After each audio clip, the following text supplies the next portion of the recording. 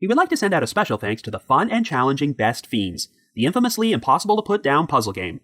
Download Best Fiends free today on the Apple App Store or Google Play. That's friends without the R, Best Fiends. Thank you, and enjoy the show. April 6th, 1986. Gallup, New Mexico. The mother of 9-year-old Antoinette Cayedito wakes up to discover that her daughter is missing from their home, and she cannot be found anywhere. Antoinette's sister would later claim she was abducted by 2 men after answering the door in the middle of the night, though she would not reveal this information until years later. There are a number of strange developments in the investigation, including a frantic phone call to the police from a girl claiming to be Antoinette, but no conclusive answers about what actually happened to her. After that, the trail went cold.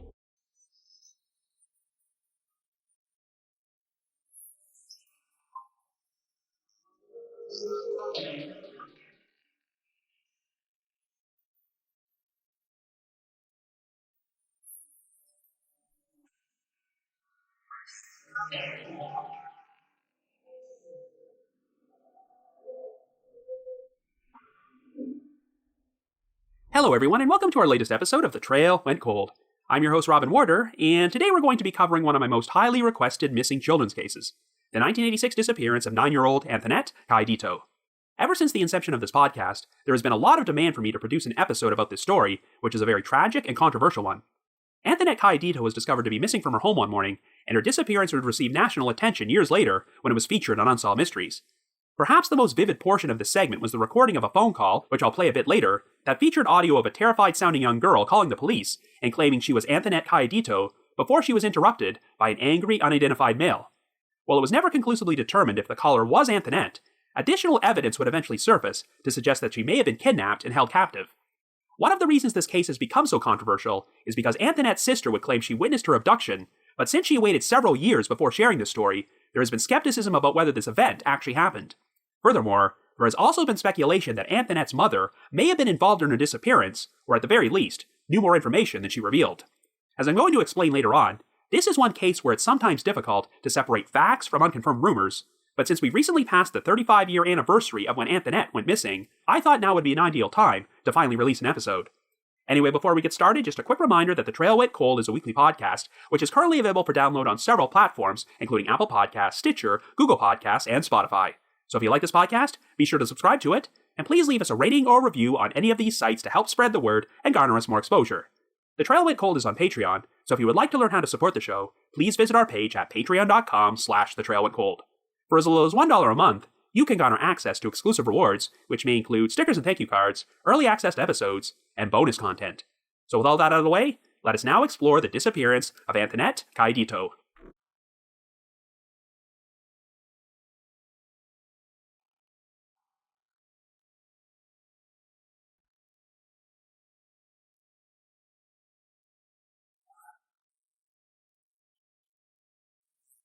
Our story begins in 1986 in Gallup, New Mexico, a town which had a population of around 18,000 at this time, a good portion of whom were Native American.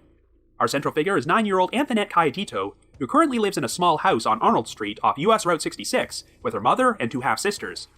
Antoinette was originally born on Christmas Day in 1976 and is the biracial child of her father, Larry Estrada, and mother, Teresa Cayedito, who belongs to the Navajo Nation and goes by the name Penny.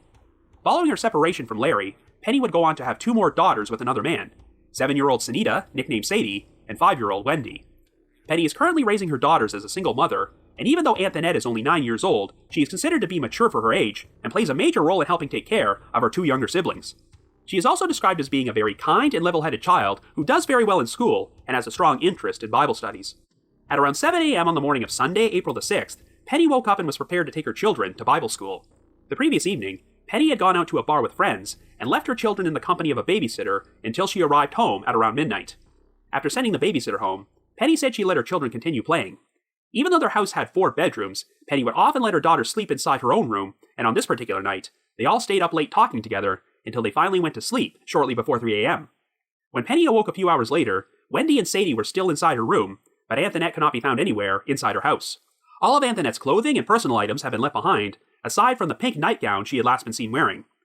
Even though Penny was certain that she locked the front door and latched the adjacent screen door before she went to bed, she noticed that these doors were now unlocked and unlatched. While there were no signs of any struggle or forced entry, Penny became concerned enough that she went out and checked with all the neighbors, only to learn that none of them had seen Antoinette or knew where she was.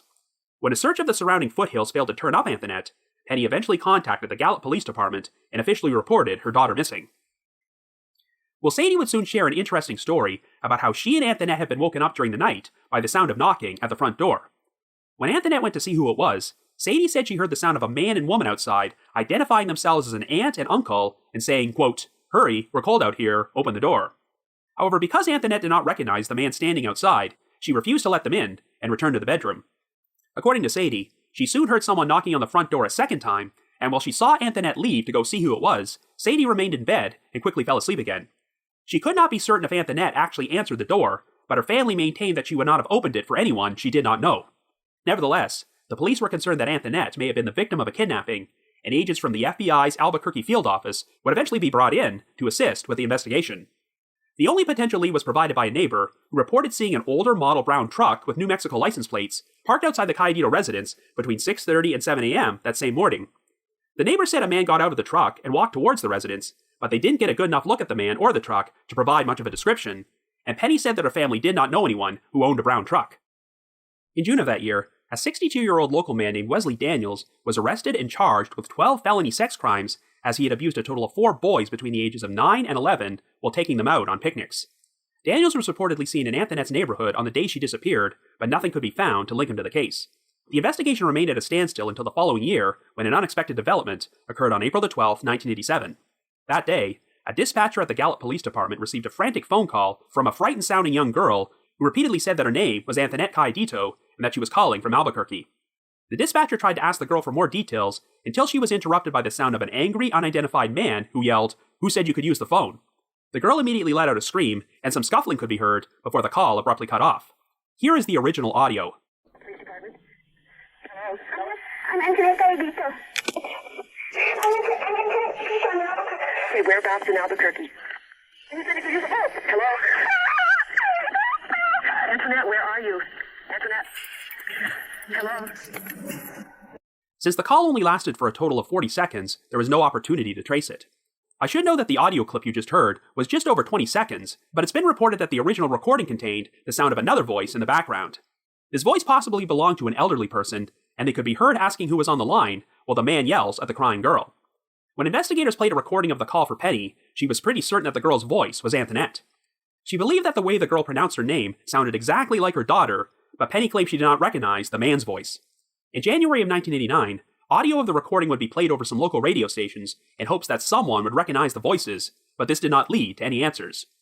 The next significant development took place in 1991, when a waitress from a diner in Carson City, Nevada, came forward and claimed she had served a teenage girl matching Antoinette's description, who was in the company of a man and woman that the waitress described as unkempt. By this point, 5 years had passed since Antoinette's disappearance, and she would have been 14 years old, but the FBI had recently released a pair of computer-enhanced photographs to show what Antoinette might look like at that age, and the waitress was certain that the girl she saw was her. According to the waitress, the girl knocked her fork on the floor, and when the waitress picked it up, the girl inexplicably grabbed her hand and squeezed it tightly. After the girl and her 2 companions left, the waitress went back to clean the table, and found a napkin underneath the girl's plate, which had the words "Help me" and "Call the police" written on it. The sighting compelled Marty Esquivel, the lead detective for the Gallup PD, as well as an FBI agent named Kevin Miles, to re-interview people connected to the case, so they decided to speak with Antoinette's youngest sister Wendy, who was now 10 years old. To their surprise, Wendy suddenly shared a story about having personally witnessed Antoinette's abduction. She claimed that during the early morning hours of April 6, 1986, there was a knock at the front door, and when Antoinette went to answer it and asked who it was, a man replied that it was her Uncle Joe. This prompted Antoinette to open the door, but Wendy said she saw 2 men grab her sister and force her into a brown van which was parked in front of the house before driving away. Wendy maintained that she did not get a clear enough look at the 2 men to recognize their faces, and when asked why she did not share this story 5 years earlier, Wendy replied that her mother was crying and very upset at the time, so she was worried that no one would believe her story and she would get into trouble. Well, Antoinette did in fact have an Uncle Joe who was married to Penny's sister back in 1986, but after interviewing him, investigators learned that he had an alibi on the night Antoinette went missing, along with a witness to corroborate it, so he was not considered to be a suspect in her disappearance. In spite of this, investigators theorized that these abductors may have known that Antoinette had an Uncle Joe and used this as a ruse to convince her to open the door. Following this new revelation, the case would be featured on an episode of Unsolved Mysteries, which aired on December 23, 1992, 2 days before what would have been Antoinette's 16th birthday. The segment showed Penny paying a visit to a Navajo medicine woman who held a traditional, centuries-old Navajo ceremony called the Crystal Ritual, in which she attempted to make contact with Antoinette's spirit. According to the medicine woman, Antoinette was still alive and being held against her will under threat of violence somewhere in the southwest United States, and may have had a child by that point. In spite of this case's newfound exposure on national television, the investigation continued to hit a brick wall. Penny spent many years struggling with alcoholism, it even had to be institutionalized a few times, and on April 18, 1999, she passed away at the age of 46 due to cirrhosis of the liver and cardiac issues. By this point, the authorities had built up suspicion towards Penny because she had once failed a polygraph, and the FBI had planned to re-interview her on her deathbed, but she passed away before they could do so. In a 2010 article published in the Gallup Herald, the former lead detective, Marty Esquivel, who had since left the Gallup Police Department, publicly expressed his suspicions about Penny for the first time, stating, quote, "I'm pretty confident Penny had knowledge of who took Antoinette, based on her failing a polygraph test administered by the FBI," end quote. Well, in 2016, the Albuquerque Journal ran an extensive 30th anniversary article about Antoinette's disappearance, and Wendy agreed to speak about the case. Wendy was now living in Bakersfield, California with her husband and 5 children, and was very open about the personal struggles she endured following her sister's disappearance. She claimed that she could never talk to her mother about Antoinette without crying, and things reached the point where they were unable to speak about her at all unless they got high or drunk to numb the pain. Wendy said she was plagued with guilt over not having immediately said something about witnessing her sister's abduction, so she went on to live a self-destructive lifestyle of drug addiction, alcoholism, and criminal activity, which included affiliating herself with a gang. At one point, Wendy told her mother that she believed she might be pregnant with her first child, and they planned to have a discussion about this after she took a pregnancy test. But in a tragic turn of events, Penny wound up passing away on the very same day Wendy got the results back, which confirmed she was pregnant. After Wendy had children, the state wound up taking them away from her, and it was not until 2007 when she finally went into rehab and started down the path of cleaning herself up and reconnecting with her kids. By the time she was interviewed years later, Wendy said she was living a happy and productive life, but admitted that her memories of Antoinette were vague, and she could not offer much insight into her disappearance. The Albuquerque Journal article also mentioned that Wendy was estranged from her other sister, Sadie, who, as far as I can tell, has never spoken publicly about the case. While the FBI closed their investigation in 2006, it continues to remain an open investigation with the Gallup Police Department. But after 35 years, the actual circumstances of what happened to Antoinette Calladito remain unknown. So I guess you could say, the trail went cold. But before we continue, I would like to take a few moments to talk about our sponsor, Best Fiends. I still remember how a while back, I found myself searching for a matching puzzle game that could give me a good challenge. A game that had a lot of variety to it, not one in which you had to use the same basic strategy every single round. For the longest time, this felt like a quest to find the Holy Grail, and I wasn't sure I'd ever find what I was looking for. But then, Best Fiends entered my life. This is a mobile puzzle game that always leaves your brain feeling refreshingly challenged, as if it swam a few laps in the pool or took a bike ride around the block. In fact, it gave my brain the same level of challenge as when I pieced together a podcast script about an unsolved mystery. Best Fiends is definitely way more fun than other matching challenge games, like the ones where all you do is smash candy over and over. It's always been so much fun that I just can't stop playing, which would explain why I recently passed level 1500. This is what happens when there are literally thousands of fun puzzles to solve, and even after playing for over a year and a half, there are still many more puzzles that I haven't even touched yet. One of the top features of Best Fiends is the constant updates, which always give you something new to explore, and getting to play the game with so many colorful, cute characters is fun too. Once you start playing, you'll agree with me that it's doubtful one will ever find a puzzle game with more to offer, and I don't want you folks blaming me if you can't put it down. So download Best Fiends free today on the Apple App Store or Google Play. That's friends without the R, Best Fiends. Give it a try. Thank you, and enjoy the rest of the episode.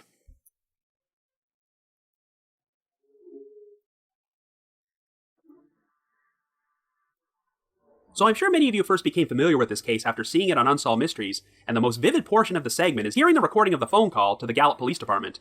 While it's never been conclusively determined if the girl on the call was Antoinette Calladito, she still sounds pretty terrified, so the idea of hearing actual audio of a kidnapped girl struggling with her captor is quite disturbing. When I first watched the segment, I had no reason to believe that Antoinette's mother, Penny Calladito, might be involved in her disappearance, because on the basis of her interviews, she comes across as a sincere person who only wants to find out what happened to her daughter. But Penny would pass away less than 6 years after the episode originally aired, and it seems like a lot of suspicion about her has risen to the surface during the past 2 decades. The lead detective, Marty Esquivel, was also interviewed during the Unsolved Mystery segment, and never gave any indication that he suspected Penny, but he has since revealed his belief that at the very least, Penny had knowledge of who abducted Antoinette, and if true, she took that secret to her grave. Indeed, while the segment doesn't directly point any fingers at the family, it's hard not to feel that something was off about Wendy's story about having witnessed Antoinette answer the front door and get abducted by 2 men. Even putting aside the issue that Wendy didn't come forward with this information for 5 years, why would a 9-year-old girl even be answering the front door in the middle of the night? We'll talk more about Wendy's story a little later, but I want to make mention of an article which was published in the December 13th, 1987 edition of the Albuquerque Journal. It contained comments from a Gallup police detective named Amos Hinshaw, who confirmed that no one had yet been ruled out as a suspect, including family members, and he stated, quote, "My gut feeling is that some family members may not be telling us all they know," end quote. Hinshaw mentioned that police originally did not know that a number of people had been in and out of the Cayetito residence on the night of Antoinette's disappearance. He makes it sound like the police had gathered up pieces of information during the investigation, which would be confirmed by the family, even though the family probably could have expedited things by providing this info themselves in the first place. While Hinshaw never flat out accuses the family of any complicity, you sense that he's planting the seeds to suggest that this case might be something more than a simple stranger abduction. I mentioned during the intro that one of the biggest issues with researching this story is that it can sometimes be difficult to separate fact from unconfirmed rumor, and there's a lot of contradictory information out there. For instance, there's even confusion about the identity of Antoinette's biological father. I'm pretty certain that her father is Larry Estrada, as there are a number of newspaper articles which confirm that fact, but for some reason, Antoinette's Wikipedia page says that her father was a man named Anthony Montoya, who passed away in 2012. But I'm pretty certain that Anthony is actually the biological father of Antoinette's half-sisters, Sadie and Wendy, as Montoya was the surname Wendy was using when she was interviewed by the Albuquerque Journal in 2016. I think the confusion has been compounded by the fact that at least one newspaper article referred to Larry Estrada as Antoinette's stepfather, but since Larry was actually married to another woman at the time Antoinette went missing, I'm pretty certain this is not true. Whatever the case, it sounds like Larry still played a role in Antoinette's life, as he would often stop by the family's residence to check on the family, and he participated in the search effort and spoke to the media when she vanished. However, there's a bizarre side story involving Larry, which may or may not have a connection to this case. On September the 5th, 1989, Larry's 25-year-old sister, Louisa Estrada, who technically would have been Antoinette's paternal aunt, also went missing from Gallup, but literally the only source I could find for this was a newspaper article published in the Albuquerque Journal 4 weeks later. The only details available were that Louisa was mentally handicapped and had the mind of a young child, and she was last seen in a park outside a Catholic church with an unidentified man in his late 20s. Since that's all the information I have, and there's no listing for Louisa Estrada in any of the missing persons databases out there, I have no idea if she was ever found. The aforementioned Albuquerque Journal article did make mention of the familial connection between Louisa and Antoinette, but while there's nothing to suggest these disappearances are linked, that's still a pretty bizarre coincidence. It's been reported that both Penny and Larry were rumored to be involved in drugs at the time Antoinette went missing, so if this meant they associated themselves with shady characters, I can see how it might be inferred that one of these characters could have been responsible for her disappearance. While we're on the subject of rumors, it's no big secret that Penny had struggles with drugs and alcohol, which likely played a role in her passing away at the relatively young age of 46. I'm sure these issues were exacerbated by the grief of losing Antoinette, but it's not entirely clear to me if she already struggled with addiction before her daughter went missing. The one rumor which has always floated around in this case, which paints Penny in a very suspicious light, is that she supposedly purchased an expensive new sports car the week after Antoinette's disappearance. Now, the family lived in the town's most low-income housing area and always struggled with poverty, so obviously, it would look pretty odd if Penny suddenly came into enough money to buy a new car. For this reason, there have always been rumors that Penny could have sold her daughter into human trafficking. But the problem is that while this story about the new car is frequently shared on true crime forums, message boards, and blogs, I have never seen it confirmed by any official news source. I'm not entirely sure where it originated from, but I have seen it mentioned in places like the Web Sleuths forum and the Unsolved Mysteries message board at the Sitcoms Online forum by posters who claim to have inside knowledge of the case. I'm not trying to say this story about the car isn't true, as it very well could be, but it's just never been corroborated, even though Penny has been deceased for over 20 years. Look, I'm definitely not going to try and say that Penny was Mother of the Year, as even if she had no involvement in Antoinette's disappearance, her own account of the events which took place that night is problematic. Penny's story is that she returned home from the bar sometime around midnight and let her kids stay up chatting with her until just before 3 a.m., even though they had to get up at 7 a.m. for Bible school. These kids were 9, 7, and 5 years old respectively, so it definitely seems odd that Penny would allow them to stay up that late and then wake them up after only 4 hours of sleep. It does sound like Antoinette was pretty mature for her age, and as the oldest child in the family, she had to bear a lot of responsibility for helping take care of her younger, as Wendy even confirmed that Antoinette would often cook for them and iron their clothing. But was this a result of Penny being an irresponsible mother who was heavily involved in alcohol and drugs? Or was Penny just overwhelmed by single-handedly having to raise 3 kids in poverty and required Antoinette's assistance? It's also interesting how Penny supposedly left her kids in the company of a babysitter until she arrived home, yet none of the sources out there provide any details about this babysitter or any indication of how thoroughly they were questioned by police. We also have the one comment from Detective Hinshaw in the aforementioned Albuquerque Journal article about how people were going in and out of the Cayetito residence throughout the night, but he never expanded upon this. Were these people there before or after Penny came home? Did anybody stop by during the 3-hour window between midnight and 3 a.m. before the family went to sleep? There are many accounts which say it wasn't uncommon for Penny to have people visiting the house at all hours of the night, and if any of them were an opportunistic predator, they may have felt compelled to show up there to abduct Antoinette. Now, the one thing which really doesn't make much sense is that we have separate stories from Wendy and Sadie about having heard knocks on the front door that night, but Penny never reported hearing anything, even though the three kids were supposedly sleeping in the same bedroom with her. Photographs of the Cayetano residence are available online if you search hard enough, and you can see that it's a pretty small house, so it does not seem believable that Penny did not hear these knocks. But then again, if she was drinking heavily or using drugs that night, I guess it's possible that Penny could have passed out and managed to sleep through them. Under normal circumstances, I cannot imagine a 9-year-old girl answering the door in the middle of the night without at least waking her mother up. But if Antoinette was someone who was often forced to take the reins by taking care of the household, and it was not uncommon for people to show up there at odd hours, then perhaps this was nothing unusual for her. But of course, who knows if this knocking on the door story is even true? The Unsolved Mystery segment only mentions the account from Wendy, so when I started researching the case, it took me by complete surprise to learn that the other sister, Sadie, had also reported hearing knocks on the front door during the early stages of the investigation. To recap, Sadie's story is that she and Antoinette were both awakened by the knocks on 2 separate occasions. The first time, Sadie witnessed Antoinette go to the front door, but she would not open it because she did not recognize the people outside. But the second time, Sadie fell asleep after Antoinette left the bedroom, so she has no idea if anything happened. If Wendy's story is true, then this implies that she could have followed Antoinette when she went to answer the door the second time around and wound up witnessing her abduction. When looking through some of the original newspaper articles, it was also surprising to read that Sadie recalled hearing a man and woman's voice identifying themselves as an aunt and uncle outside the front door. This would seem to corroborate Wendy's story about someone convincing Antoinette to open the door by claiming to be her Uncle Joe, but the problem is that Wendy claims she saw her sister being abducted by 2 men. She never reported seeing a woman, even though Sadie claims she heard a woman's voice. It's always been theorized that if Wendy's story was true, the abductors could have been people with knowledge of the family who believed that pretending to be Uncle Joe might convince Antoinette to unlock the door. However, according to Sadie, the reason Antoinette did not open the door the first time after the first series of knocks was because she did not recognize the man standing outside. So even if someone told her he was Uncle Joe, would she have not looked out the window to make sure? But I guess it's possible that Uncle Joe was such a trusted figure that Antoinette might have opened the door for him without hesitation. We don't have too many details about Uncle Joe, but after looking into his alibi, it seems like investigators were pretty certain he could not have been at the Cayetano residence that night. If this was a ruse, and Antoinette's disappearance was a planned abduction, knocking on her front door in the middle of the night seems like an odd way to carry it out. How could the perpetrator have been certain that Antoinette, and not her mother, would even answer the door at such an odd hour?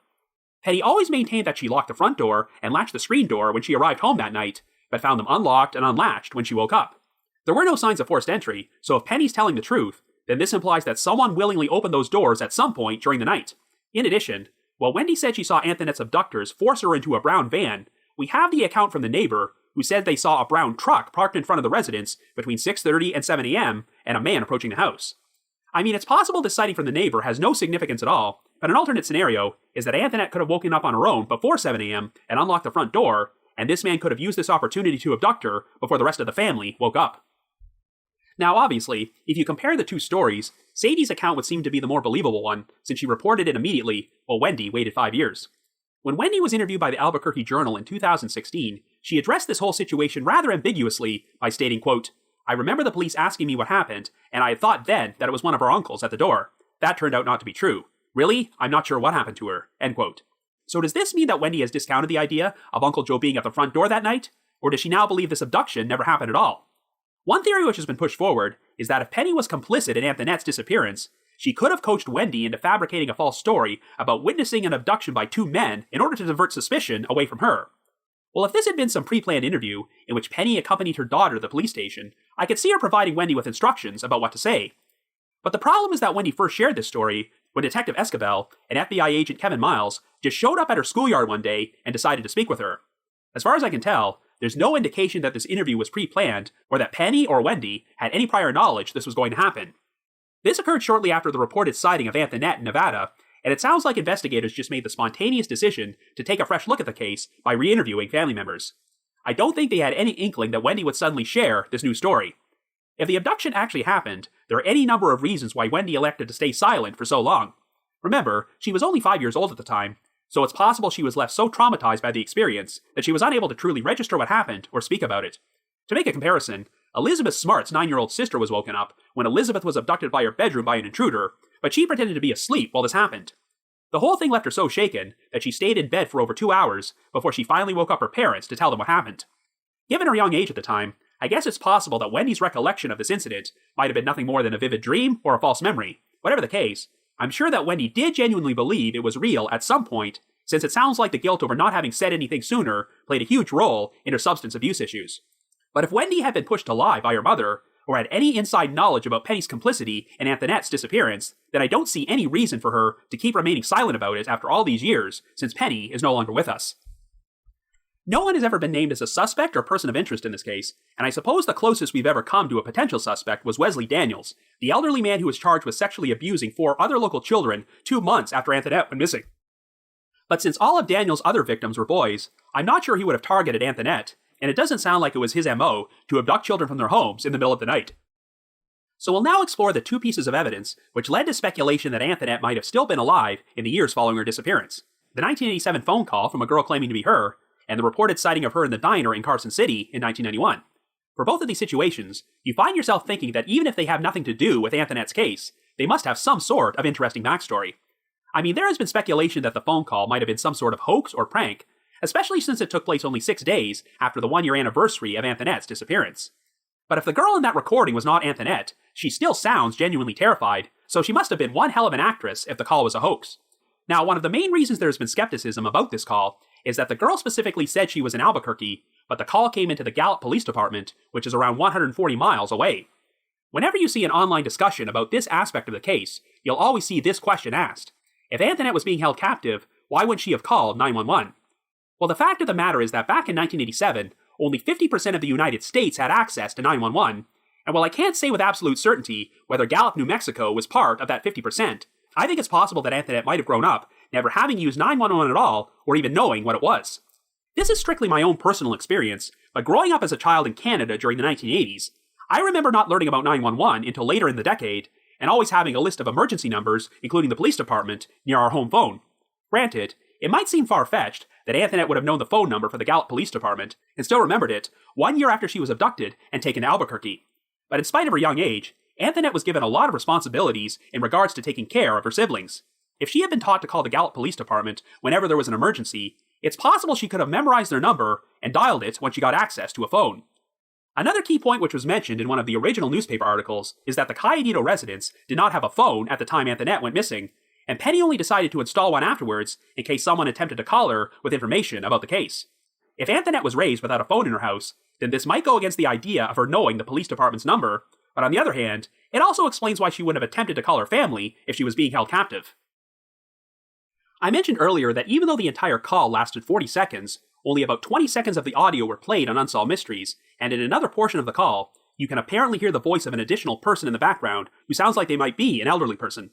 I'm sure the authorities likely had their reasons for withholding a portion of the call from the public, but after all these years, I'm surprised they've never released the entire thing.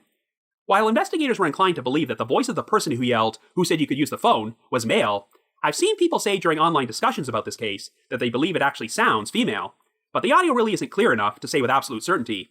I think this might be because a theory has circulated that if Penny was complicit in Antoinette's disappearance, she could have staged the call and gotten another child, possibly one of her other daughters, to pretend to be Antoinette. If something like this happened today, we would be able to determine instantly if the call actually originated from Albuquerque, but back in 1987, the Gallup Police Department didn't have that sort of technology, so we have no idea where it came from. Well, Penny said she was certain that the girl's voice was Antoinette's. She could have said this to keep up her hopes that her daughter was still alive somewhere, or possibly to push forward the false narrative that she was the victim of a stranger abduction. I don't know. The idea of Penny personally staging the call seems incredibly risky and far-fetched to me, and if she did coerce another child into pretending to be Antoinette on the phone, it seems surprising that they would have been able to remain silent about this after all these years. It's certainly possible that the call was nothing more than a mean-spirited prank from an outside party, and if so, that girl certainly did a convincing job at sounding frightened. Now, I'm far less convinced by the sighting of Antoinette, which took place in Carson City, Nevada. I frequently mentioned how unreliable eyewitness sightings can be in cases like this, as it's fairly common for Good Samaritans to mistake people they've seen in public for missing persons. What's particularly problematic here is that 5 years had passed, so the eyewitness was basing her identification on some age-enhanced photographs which show what Antoinette might look like at age 14. So I definitely would not be surprised if this waitress saw some other teenage girl and mistook her for Antoinette based on those photos. Now, if Antoinette had been held captive for 5 years, you might be wondering why this couple she was seen with would bring her out in public, But this has happened in plenty of other cases involving kidnapped children who were found alive, including Elizabeth Smart. Their captors would often exert such control over them that they felt confident that the victim would be too frightened to try anything if they took them out in public. And that's what's particularly intriguing about this sighting. While I'm skeptical that the girl in the diner was Antoinette, she did write the words "help me" and call the police on a napkin before she left. Assuming that the girl or the waitress didn't write this as some sort of prank, you have to wonder what the backstory behind this whole situation was. If this girl was not Antoinette, who was she, and what was the deal with the unkempt couple she was with?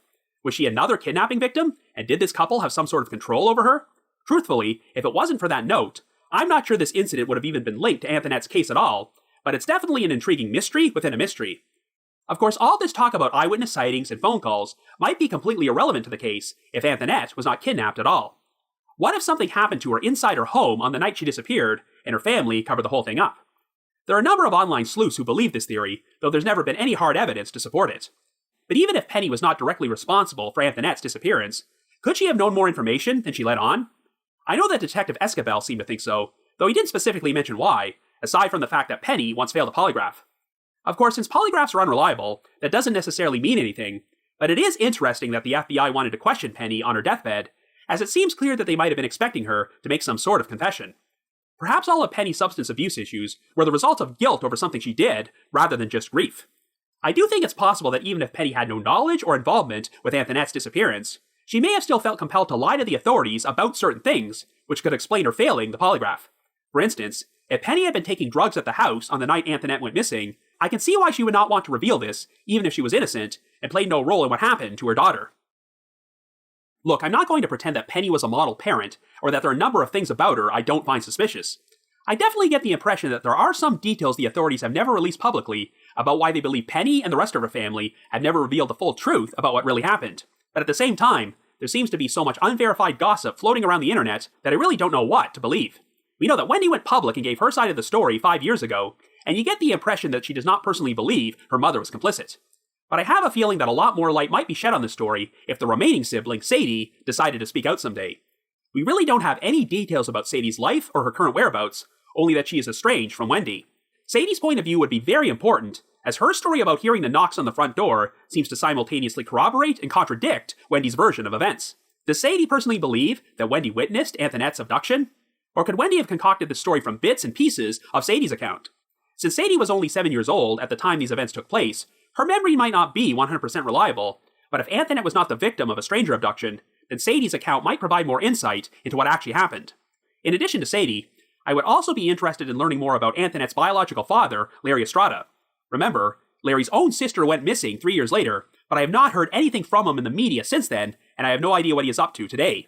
If he's still alive, I would definitely be curious to know what his thoughts on this case are after all these years. Overall, there are just way too many unanswered questions to get a handle on what happened here. Regardless of whether Antoinette was the victim of a stranger abduction, or if this crime was an inside job concocted by her own family, I don't think the odds are good that she is still alive today. Though I wouldn't discount the possibility that she was alive for a period of time after she went missing. Back when I watched the Unsolved Mystery segment in 1992, I had no idea what to think what might have happened, but unfortunately, all the new information I've learned about the case during the past 3 decades have only confused the issue even more. So I have a feeling that unless someone comes forward and talks, we may never learn the full truth about Antoinette's disappearance. All that being said, if you happen to have any information about the unsolved disappearance of Antoinette Cayedito, please contact the Gallup Police Department at 505-863-9365. That's 505-863-9365. However, if you just have your own thoughts about what happened, feel free to leave me a comment or send me an email to robin.warder@icloud.com. That's robin.warder@icloud.com. Now, the reminder that The Trail Went Cold is on Patreon, so please visit patreon.com/thetrailwentcold to learn how you can support our podcast and become eligible for some pretty neat rewards. We produced a bunch of exclusive bonus episodes for our patrons in tiers 2 and 3, and this past month, I released a fun special episode in which I counted down my top 10 personal favorite acting performances which took place in reenactments on Unsolved Mysteries. And for our patrons in tier 3, I've also recorded another new audio commentary track which can be played over a classic episode of Unsolved Mysteries. I'd also like to give a shout out to our most recent listener who has signed up with us on Patreon this week, John K. So thank you very much for your support. Also, provided that it becomes safe to travel again, The Trail Went Cold is going to be appearing on Podcast Row at the very first CrimeCon UK, which is being held at the Leonardo Royal Hotel and Spa in London on the weekend of September the 25th and 26th. If you would like to purchase tickets to the event, we have a special promo code you can use to get a 10% discount.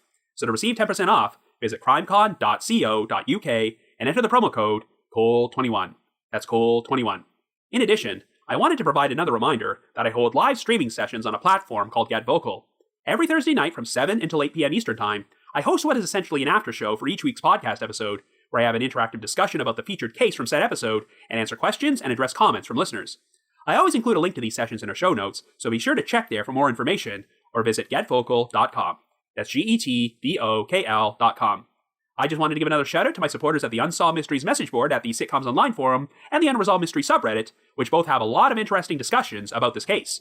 I need to provide a big thanks to Miguel Foote, who edits and assembles this podcast together for me, and Vince Nitro, who composes the eerie music you hear on every episode. If you haven't already, you can like us on Facebook, follow us on Twitter, or leave us a rating or review on Apple Podcasts, Stitcher, Google Podcasts, or Spotify. So have yourself a good week and join us next Wednesday for another brand new episode of The Trail Went Cold.